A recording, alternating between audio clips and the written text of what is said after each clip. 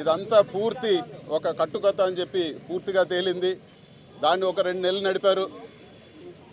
తర్వాత మైన్స్ డిపార్ట్మెంట్లో అవకతవకలు జరిగాయి, ఇసుకలో వేల కోట్లు అన్నారు. అదంతా కూడా తప్పు కథనం అని చెప్పి తేలడం జరిగింది. అదేవిధంగా మైన్స్, వందల మైన్స్ అనేక్రాంతం చేశారని తప్పుడు ఆరోపణలు చేశారు. ఏ ఒక్కటి కూడా ఇప్పటి వరకు ప్రూవ్ చేయలేదు. అదేవిధంగా మళ్ళీ కొన్ని రోజులకి ఫారెస్ట్ ల్యాండ్, మా సొంత ల్యాండ్ అని పేపర్లు చూపించినా కూడా ఇది ఫారెస్ట్ ల్యాండ్, దీన్ని ఆక్రమించారన్నారు. మేము కోర్టుకు పోతే మళ్ళీ అదంతా కూడా కరెక్ట్గానే ఉందని చెప్పి కోర్టుకు వాళ్ళు సబ్మిట్ చేయడం జరిగింది. భూములు ఆక్రమించామని చెప్పి తప్పుడు కేసు పెట్టినారు. ఏ ఒక్కటి కూడా ఇప్పటి వరకు ప్రూవ్ చేయలేదు. ఇన్ని కథనాలు. ఇంకొకరు మాట్లాడారు ఎర్రచందనం చేస్తున్నారని చెప్పి ఓపెన్గా ఛాలెంజ్ చేసి ప్రూవ్ చేయమన్నా కూడా ఎవరు చేసిన పరిస్థితి లేదు. ఇప్పటి వరకు చూస్తే అన్ని ఆరోపణలు చేసి ఇప్పుడు చివరిగా లిక్కర్ స్కామ్ అని చెప్పి ఇంకొక ఆరోపణ చేస్తున్నారు. ఇన్ని ఆరోపణలు లాగిన ఇది కూడా ఒక పొలిటికల్ హరాస్మెంట్ కేసు మాత్రమే.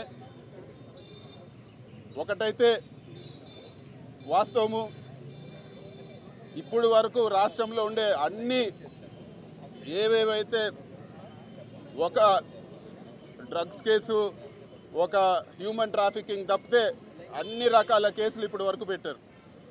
ఒకటే నేను చెప్పదలుచుకున్నాను, కోర్టు పరిధిలో ఉంది కాబట్టి పూర్తి వివరాలు చెప్పలేను.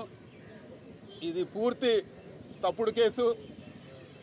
ఇలాంటి కేసులకు భయపడేది లేదు, ధైర్యంగా ఎదుర్కొంటామని చెప్పి కూడా ఈరోజు మీ సమక్షంలో తెలియజేస్తా ఉన్నాను.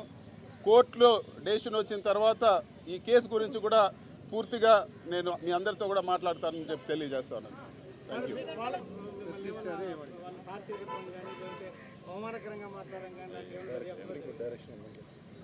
ఇది కోర్టు పరిధిలో ఉంది. ఈరోజు జరిగిన ఏదైతే సిట్ విచారణ కానీ లేకపోతే కేసు గురించి కానీ నేను మాట్లాడే పరిస్థితి లేదు. ఖచ్చితంగా కోర్టులో డెసిషన్ వస్తానే దీని గురించి నేను పూర్తిగా ప్రెస్ కాన్ఫరెన్స్ పెట్టి పూర్తిగా కూడా నేను మాట్లాడతానని చెప్పి కూడా తెలియజేస్తాను.